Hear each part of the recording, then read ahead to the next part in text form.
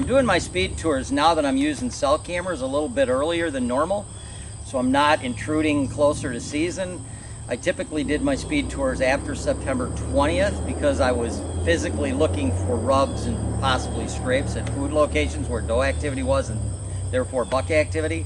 But now I'm doing it earlier in September because I'm putting out cell cameras at my early season hunting locations or close to them to get an inventory. And because I've got the cell cameras out, I'm physically going to see the bucks to see if there is anything that I want to shoot and hunt that location accordingly. Just put out a bunch of cameras. This one here is actually at a small white oak, bur oak actually. It's right on the edge of a marsh, which this is private. This gets hunted by me and a couple other guys. And on this particular section, there's probably 30 bow hunters at least that hunt this 640 acre section if you had all the property owners and their buddies that hunt.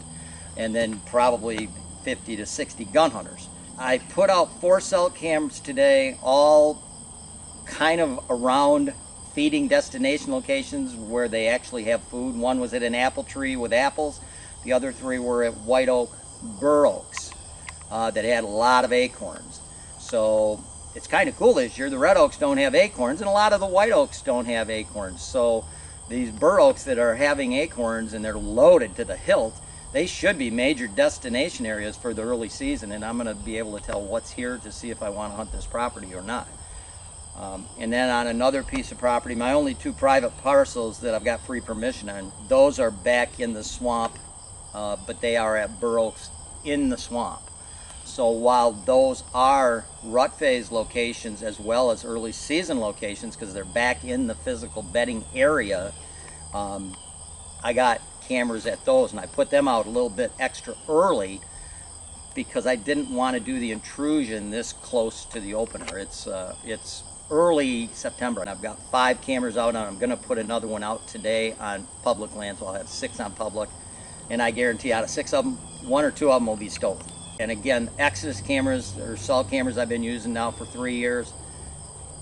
I don't know about all the brands, but I've got 3 brands of cell cameras, and the Exodus by far blow the other ones out of the water. A couple of the other cameras, they were so difficult to understand technology-wise and set them up and get them all to mesh with each other. Some of them were Wi-Fi cameras where they all had to be within a certain distance. With the Exodus, I can have one in Hawaii, one in Alaska, one in Maine, and one in Florida, and they all run off the same app. That's awesome. They cost a little more probably, but they give you great pictures and they work phenomenally well.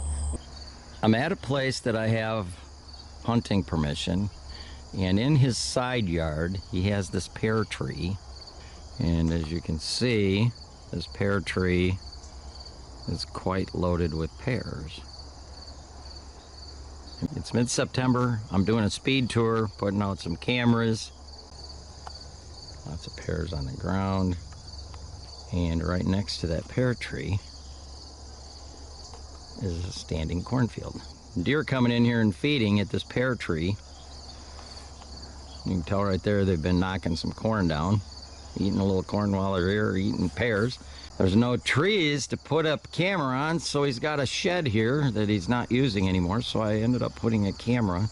So that camera is going to get a visual of inventory here. I'm sure these pictures, if there's any decent bucks here, will all be after dark, but at least he'll give me an inventory of what's here. I have that oak prepped right there. That's a bur oak, bur white oak, and look at the acorns this year.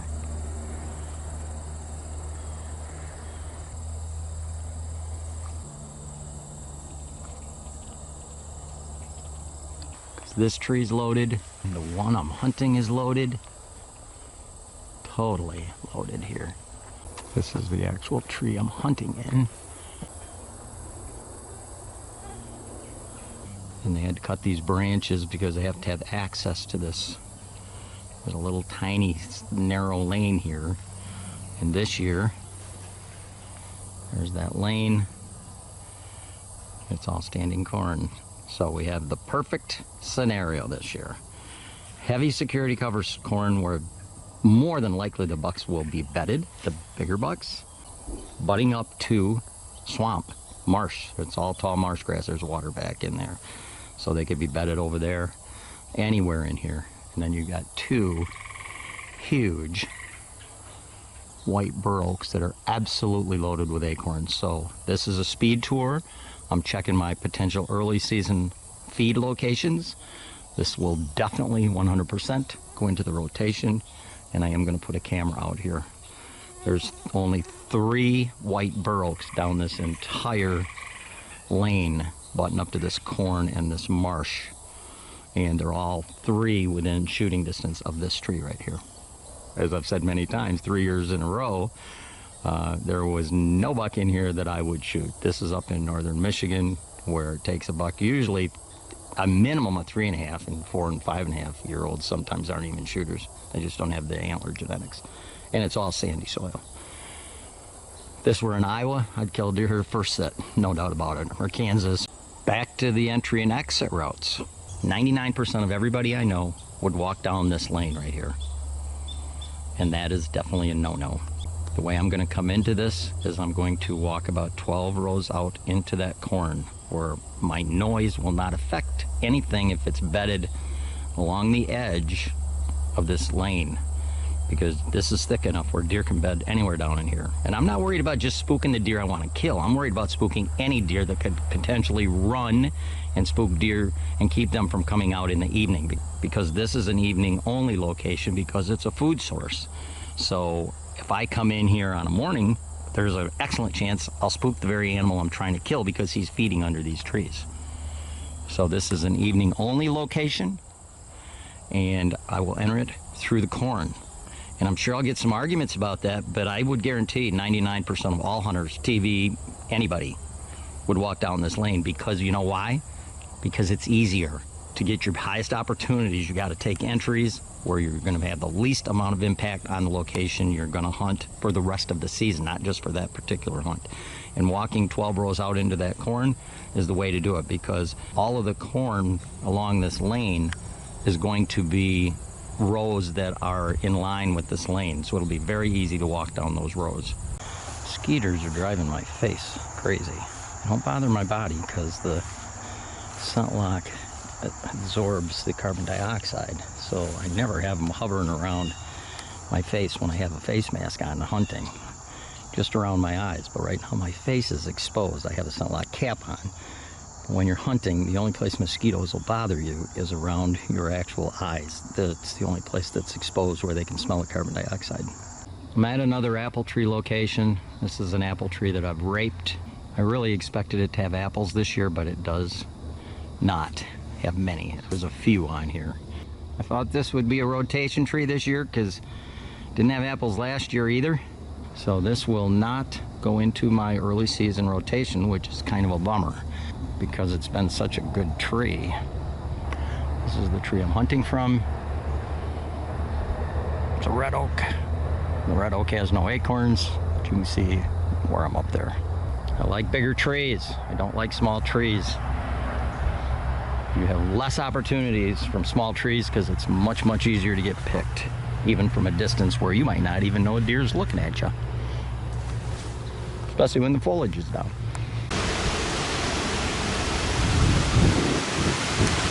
Yeah, that's what we're talking about. Give me some lightning.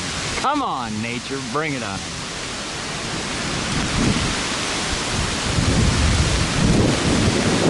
If you don't enjoy this type of nature, I don't know, you got a problem. I can sit in a light rain all day. I got the gear for it. Deer move in light rain. They don't move in this kind of stuff, but it's a great time to do what I'm doing right now.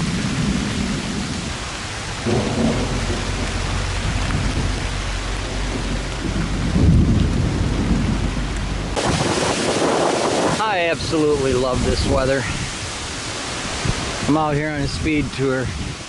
Got the sun hitting the corn from behind. Wind here. Just got done raining. Lightning a few minutes ago. I don't know. Some people get turned on by sunlight and shiny days in Florida. I love the seasons.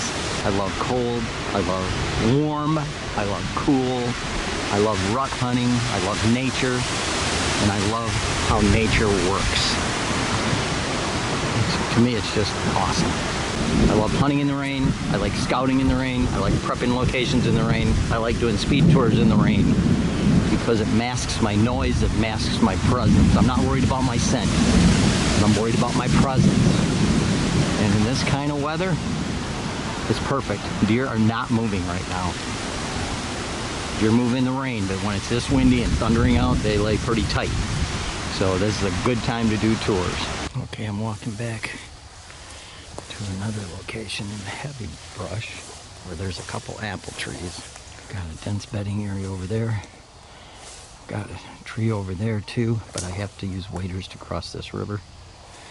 This one's on this edge of it. And the other guys that hunt this property, as soon as I cross this river, they're left behind because neither of them use waders to access any locations. So that bedding over there is all mine. And there's my tree. I'm up there in that multiple crotch. And that's a maple. If I fell out of the tree, I'd actually fall in the river, concerning the apple trees. This year, they're empty. This apple tree over here, I can see one apple. And I think I saw that. There's another one. This one does not have enough apples to be worthy of a hunt. So this apple tree will definitely not get hunted. You can just tell by the security cover. It's just nasty all the way around. For some odd reason, these apple trees 50, 60, 70 years ago when this was pasture, the cows that were in this pasture shit out apple seeds, and this is the results. Old apple trees that are about ready to die. This is actually a spot I hold my workshops.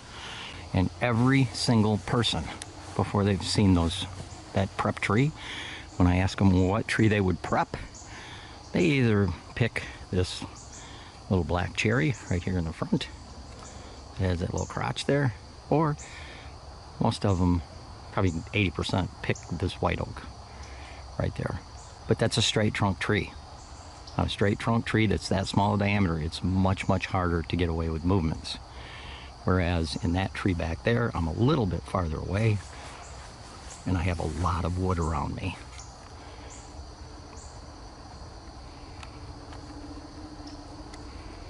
There's a lot of wood as background, so I can move around up there when deer are here, and I've done it many, many times without even raising an eyebrow to the deer. Obviously, deer, I'm not shooting does and subordinate bucks.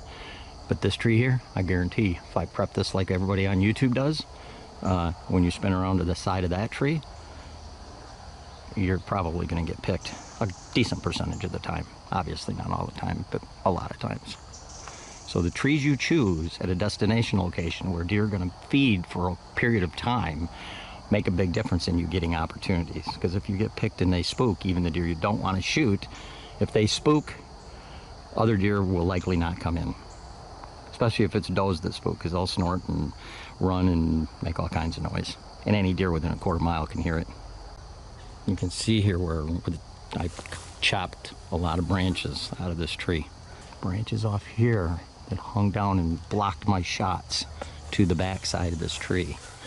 You need shots to the back side of trees that are dropping food, because typically the bucks, mature bucks, they're going to come through this security cover, and this is where you're going to get your shot, is right to the back side. And I have that shot right through there. Mature bucks here won't step out into that open area in the daytime. They'll stay back here in the security cover, and then when they're done eating an apple or two and checking for doe activity, they'll turn around and leave back through the security cover. This is another example of an evening entry. You want to come through, if there's a CRP or a short crop field to pick corn or beans, you want to walk out into the field and not walk that field edge. There's an excellent chance, because that security cover, as soon as you hit that edge, that a deer will be bedded along that edge. And if you spook it, even though it's a non-target deer, when they run back in deeper into the bedding area, they're going to spook other deer, or else they're going to let mature bucks know not to come in that direction before dark. So entries play a huge part in success on a specific hunt. So on evening entries, if you can walk through open areas where you know deer are not going to be, and not walk edges where you could potentially spook deer, that's the plan. On morning entries, it's just the opposite. If you know deer are out in open areas, short crop fields and stuff, then you want to enter through the timber down a marked lane with tacks. So you're getting in to the timber before the deer come in, and you're not spooking them with your entry. Vice versa for evening exits. Once you enter through this, you don't want to come back out with your exit through this. There could potentially be deer out here chewing their cuds or feeding on the grasses. So you want to exit through the timber where the deer came from and that have left. That's why I typically exit about a half an hour after dark, after most of the deer have left the timber if I'm in an ag area and they're out into the crops. And then I exit through the timber after dark. Same deal. Mornings you enter through the timber before daylight, and then you exit through the crop fields, short crop fields or CRP fields, with your exit, you know, after the morning hunt. So you're not spooking deer. You have the least amount of chance of spooking deer with your entries and exits. There's a spot on public. It's a transition zone through a swamp. I just cut some of the tops of those cattails so that the wind will not affect the camera that I just put up. Got some nice runways down through here. You can see the water over here. It's a creek.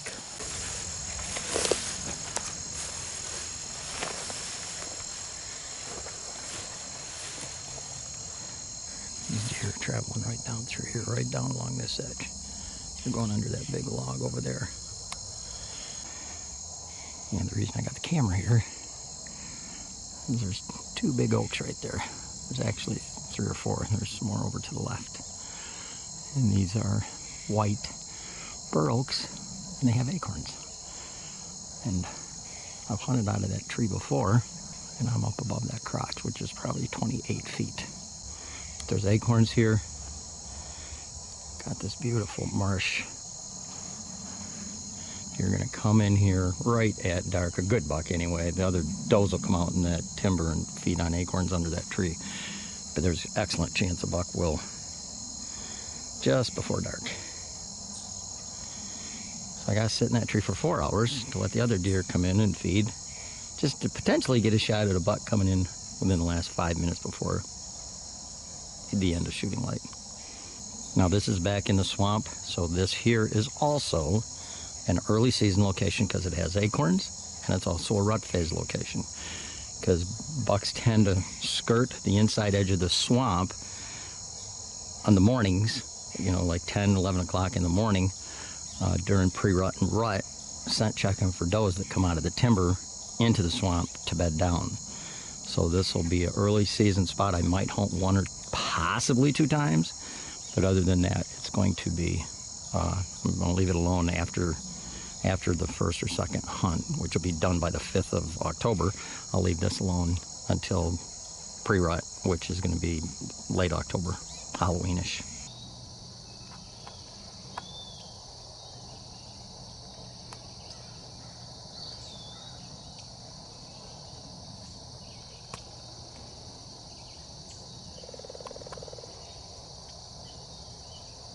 This grass is all down from deer.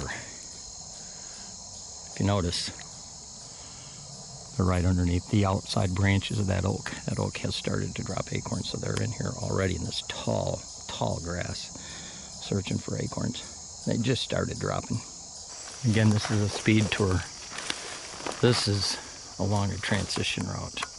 So this has nothing to do with food, but there's a heck of a runway right here crossing this ditch. There's a little creek down here for them to drink. This is all bedding. Everything around here is bedding.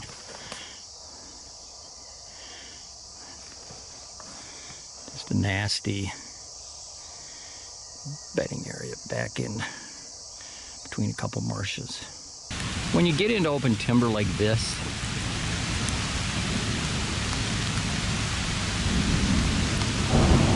you're just not going to see mature bucks in a pressured state like Virginia, West Virginia, Massachusetts, New York, Michigan, Pennsylvania.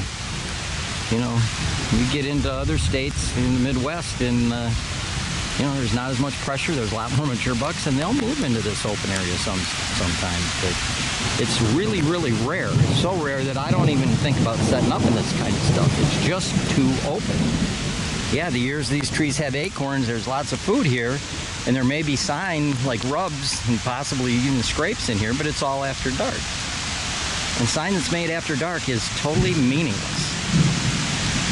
If it's not huntable sign, there's no sense setting up on it. So if you go in with the mindset of you don't want to set up in open areas, exposed areas, like you see so many people do on public land, you're going to have opportunities at mature bucks if you stick to the security cover. If you hunt this kind of stuff, yeah, you might kill some does and some small bucks and maybe even a 2-year-old, but your odds killing 3-year-olds and 4-year-olds are pretty damn close to zero.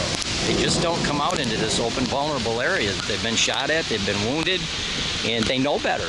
As soon as that influx of human activity is there, they turn nocturnal outside of heavy security cover. They just don't go out into exposed areas like you see on TV. Okay, here's another stand. This is the 4th stand I've found probably within 120 yards. 2 were together, another one we didn't film. This one's a ladder stand.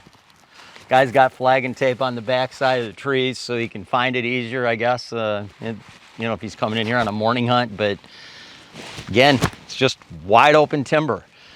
Anytime you've got timber like this, it's not conducive for mature buck activity, and also it's just tough to hunt in general, even if you're trying to kill a 1.5-year-old buck or a doe, because this whole woods is full of oaks. So there is no destination location. So deer are going to come into here, if they come in here in the evening to browse, you know, there's no rhyme or reason for them to come to the actual oak you're at. There's acres and acres of oaks here. There is no destination location in this entire woods. And there's acres and acres of woods here. And it's all exactly the same, and it's all extremely open. There's no understory. There's no cover for a mature buck to feel comfortable coming in here in daylight hours. Yeah, small bucks, possibly, but the way this guy's situated, he's way too low. When the foliage is down, he's definitely gonna get picked. But a young buck may come in here, but he's got so many options to feed, and you're not at a specific destination location. You're just banking on that he's gonna come by you. And the odds of that are pretty small. Okay, we're coming in here on public land, and I found a tree stand here, and maybe 18 feet up to the platform. Pretty decent spot. Might follow that edge, it's a little more open behind me. Here's another spot that's been scraped. It's been rained on, but it has been scraped in the last week. And there are the licking branches. The corn has security cover, and it's also a feeding location. So deer are going to skirt the edge of this corn, going from point A to point B, because it's easier than walking through the corn, and they have immediate exit security cover by bumping into the corn. This also, the long-standing cornfields are great places to rattle from. I will definitely rattle in one of these spots. I've got 2 trees along the edge of this corn. I don't have one by this scrape here, but I will definitely rattle, probably in mid-October, where I'm not hurting any of my rut phase locations. This is I call these freebies. Last year on October 19th, I rattled in one on public land, and I consider that a freebie because it was a spot I did not plan on hunting during the rut. This is another one. Once this corn is cut, which will be probably prior to the rut, This tree will, any of these trees along this edge would be 100% worthless for hunting in Michigan because it's such a pressured area. They just won't come out into this exposed area. Hate saying it, but this is not TV fantasy land, and deer don't do here what they do on TV, not even remotely close to it. And there's a fresh little rub. Typical Michigan rub. That's a 1.5 year old, possibly a 2.5 year old buck. Nothing bigger than that. And when you see all these corn stalks down like this, that's from raccoons. Raccoons will basically, because they can't reach the corn, they'll straddle the stalk and just walk it down until it tips over, and then they'll eat the corn off it. So raccoons are typically what's breaking this corn down like this. Deer will just stand there and eat it off the, eat the tops off the kernel on the stalk. You can tell here that deer have been crossing this log for a while because the log on the left side is intact. Right there where they hit their hooves, it's not. It's busted up over the years. Same goes for right here. That log is busted up right there. So is that. The bark's knocked off that little log right there where the deer hooves touch that when they're dragging their feet. And this is the run they're taking. So I prepped this tree. You can see the spikes going up it. The spikes are actually in a white oak. That big tree to the right of it is a red oak. And if you look really close here, I gotta find it right there. You can see the actual fence. So this fence actually went right through the center of this tree. So this tree is right on a property line. I cannot hunt to the right side of this tree, but I can hunt to the left side of this tree. So I prepped this tree, and I have not hunted it yet, but this year it is a white oak, and it has acorns. I'm up there pretty high. A lot of timber, lots of cover, tons of cover. What's so unique about this tree is this year, on the property that I have permission on, which is a farm I've hunted for quite a few years, it's up north, so it's sandy soil, don't get much for big bucks, but it's standing corn this year. So this year, I'll hunt this. And it's basically a rattle tree. So this is a tree that can work on several merits. I can rattle deer out of the corn. Deer could actually come out of the corn and eat acorns under this tree before the corn is actually picked. So I've got several attractions here. I've got white oaks, acorns, bedding area to the right. I could pull deer out of there with a possible rattle sequence. Hope they come over onto this property side. I can't shoot on that side, and I will not shoot on that side. Or the most likely thing that would happen is a buck would come in to this tree out of the corn, because my guesstimation is any decent buck in this area, if there is one, will be bedded in this cornfield. It's probably a 150-acre cornfield. It's huge. In this tree I can rattle and also take advantage of the white oak acorns on this tree. This is the only oak along this probably 1/4 mile edge that has acorns. I'm really looking forward to this. It's been 3 years since I prepped this, and this will probably be the first year I ever get the opportunity to hunt it, because I will only hunt this when this is in standing corn and when this tree has acorns. You see my steps up there?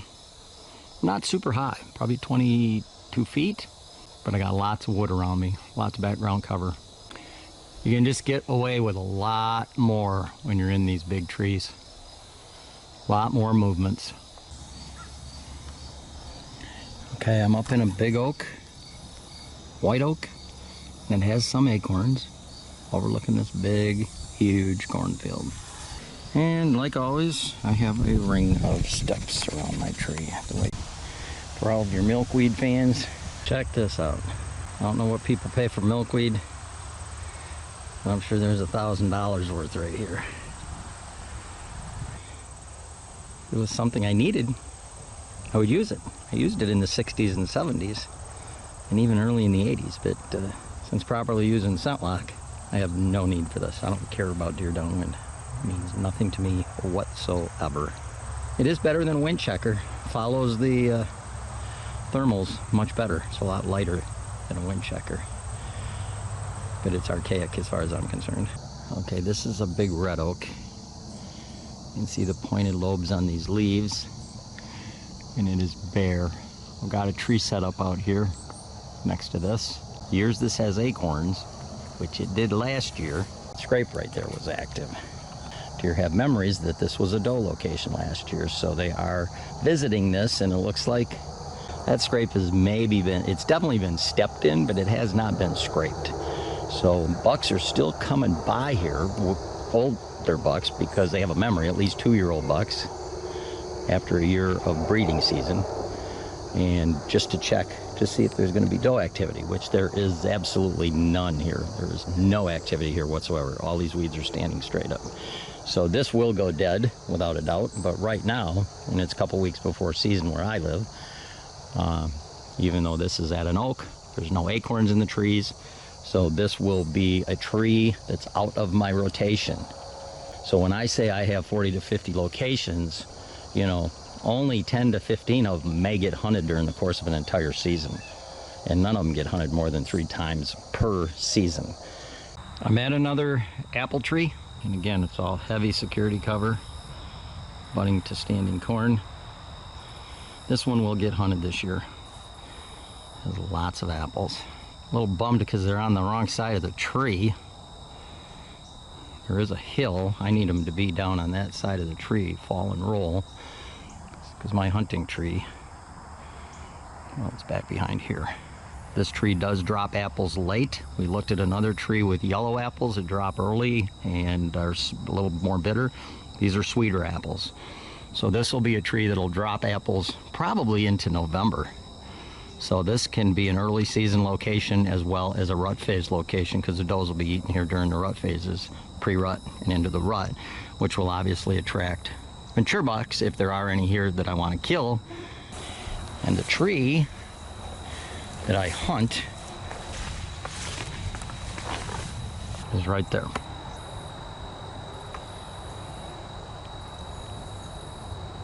Up into that crotch. I'm actually considerably above that crotch. That's the spike I hooked to right there. So that's pretty high. There's the crotch. I'm 10 feet above that crotch. This will go into the rotation for sure. I'll enter this by coming through the corn because I'm walking down an edge. As you can see at this tree, there's cattail marsh behind it, big swamp.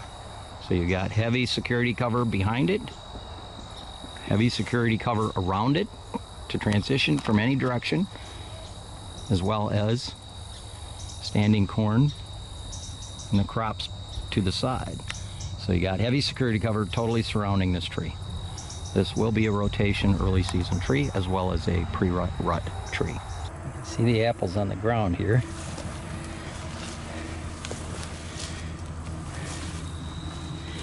And there's a ton of them in the tree. And this is another apple tree that I raped. Cut a lot of branches off here in the past. Actually cut a few today because it's summer growth. Corn standing on the other side, and this drops down into off this cornfield. So I will enter this through the corn, 10 to 12 rows in, and then scooch right down here, probably right about there, come right down here and walk right to my tree. And again, I'm scent free. I do not worry about walking through this vegetation where the deer are actually going to be sitting here eating apples. That does not bother me in the absolute least. Guys can make fun of scent control all they want. In my opinion, they're just lazy. That's all there is to it. They do not have the gumption to make them more successful. And if you're hunting in an area where it doesn't matter, I can understand that. But I'll put my kill credentials in pressured areas against absolutely anybody. When you can do it in pressured areas, you can do it anywhere. And trust me, I'm not the only guy. I've got several friends that are very, very successful in Michigan, hunting public and a few knock-on doors with other people. And when they go out of state, they absolutely annihilate it. Absolutely annihilate it. I mean, they kill within the first 2 or 3 days. Once you learn how to hunt pressured areas, you can go anywhere and kill big bucks. in the Midwest. This is a tree I prepped 15 years ago, and I've had to respike it. This is obviously on private. Big black cherry. I'm up there pretty far. About up there, I think you can see my ring of steps. My opinion, anybody that's not using steps around the backside of a tree is not hunting properly out of a saddle. Period. End of discussion. Obviously, if you're in a tiny little tree where it's easy to get picked, you can swing around the tree and shoot 360. In big trees where you're not going to get picked and you have a lot more advantages, having steps around the backside, even if you're using a platform, put steps around the backside so you can swing around the tree, move around the tree easily. In the term of your hunting career, it's definitely going to net you a few more bucks, no doubt about it. See the cattails back there, and he'd get into this really heavy briars. Real heavy, and they're quite tall. Those briars right there are probably up to my neck in height. Several years ago, I came through here with a steel, S-T-I-H-L, weed whip with a blade on it, and I made these lanes through here. This was all dents, just like that right there. And I made these lanes through here within easy shooting distance of my tree, which is right there. So I've never hunted here without having deer come down through the middle of this, because it's path of least resistance and they have excellent security cover on both sides of them. So I've made routes through the center of this that come within 10-12 yards of my tree. Got several spots here where I've made routes going off to the side where they can go back into the cattails or come in from the cattails. This paid out big dividends. You can see there where the deer coming down through there, jumping over that log. I made that lane as well. I had to cut it really wide because the stuff grows so fast, it'll cover this up in no time. I have to clean this out every 2 years. And next spring, I'll have to clear it out again. And I also made an entry over here into the other part of it, another swamp. There's just a lot of places right here where deer can come into this from. Right through here. Yeah, it doesn't look that great, but a deer can walk through this with absolutely no problem. And as you can see, it goes right down into the cattails. There's a river back there. So, this little area right here is absolutely awesome. I hunt this about 2 evenings a year.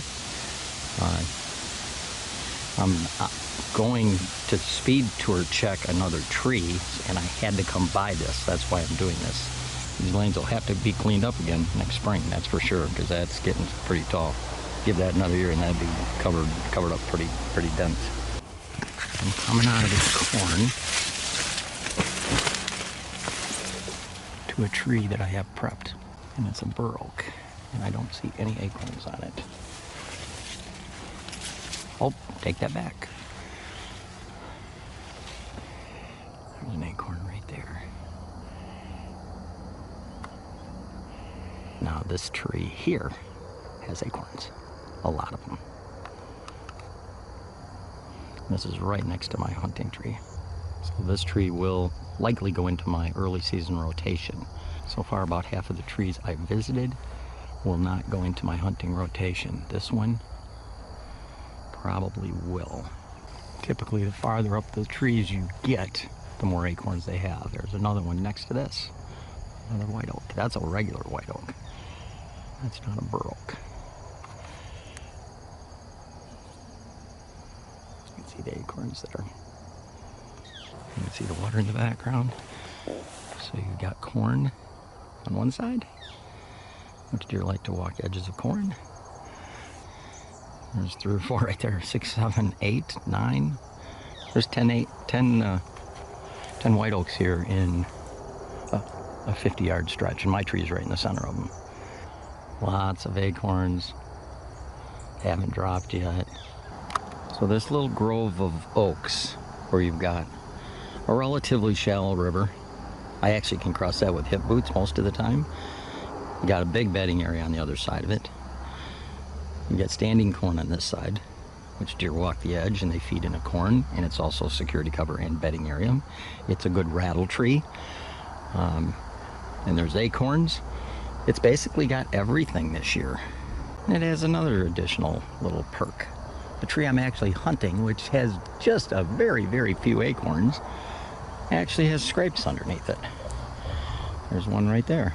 Like I said, it was raining all morning, so it's kind of covered up and it's just started. There's been a little scraping right there as well.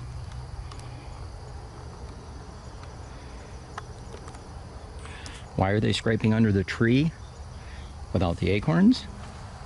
Because its branches overhang this little tiny open area along the edge of this corn. Whereas the edges of these trees here that do have acorns, they're all in heavy ferns and weeds. It's much, much more difficult to open up a scrape when you've got a lot of heavy weeds as opposed to opening up a scrape in a relatively open area where there's just a little bit of grass. So that's why the scrapes are along this edge under this tree with no acorns. The deer will, I mean, we're literally, 10 to 30 yards from the farthest oak tree in either direction. So, by putting their scrapes here, they're still going to draw the attention of does and lay down their dominance. This has everything. It's got food, security cover, got across a river. It's got standing corn. You can rattle in this tree because you got security cover on both sides. It has it all. Has it all. And they're white oaks, which is what deer prefer over reds. So this is definitely 100% going into the hunting rotation for early season. Anytime you have standing corn butting up to timber, and it's timber where deer can actually bed on that timber side in the early part of the season because there's plenty of tall weeds, plenty of cover over there for does to bed, fawns to bed, subordinate bucks, anything could bed on down this edge on the other side of this cornfield. So always enter through the corn. Do not walk like I'm walking down this edge, because there's an excellent chance you'll spook a deer bedded along the edge in the timber side, and it'll run back in there and it'll spook other deer that could potentially come out. So when you're going to come down through hunt the edge of a cornfield while it's standing corn, go into the corn rows, go in 8 or 10 rows,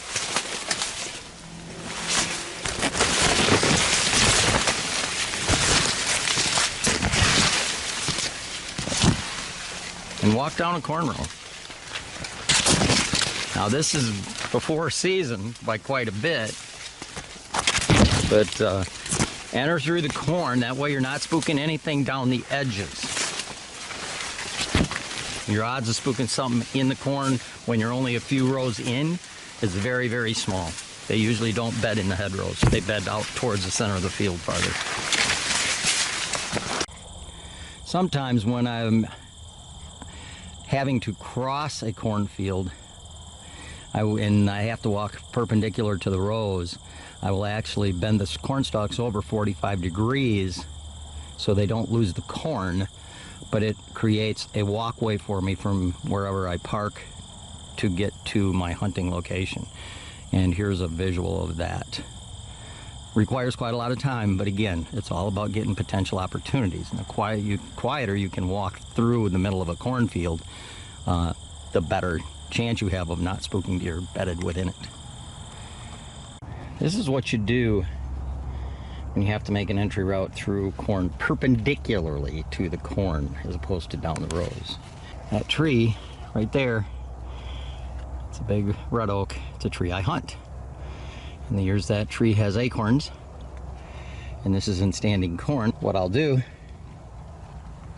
is I'll actually make a walkway through the corn, because to walk through the corn I have to go perpendicular to the rows. They go the opposite direction. I put my foot on a stalk on each side, right and left, and I push it down till it's about 45 degrees. I don't want the farmer to lose his corn, so I knock the corn over 45 degrees, and I get the farmer's permission to do this. You can see all those corn stalks are angled, and that way I can walk through this corn very quiet, as I'm doing right now.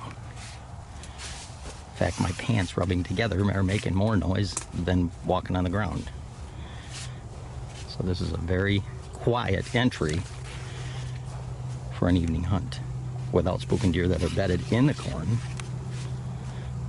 with my entry, because deer will definitely be bedded in the corn. If interested, the links to many of the podcasts I've been on, or for information about my 2-day whitetail workshops that take place in March and April, please visit my website at deer-john.net.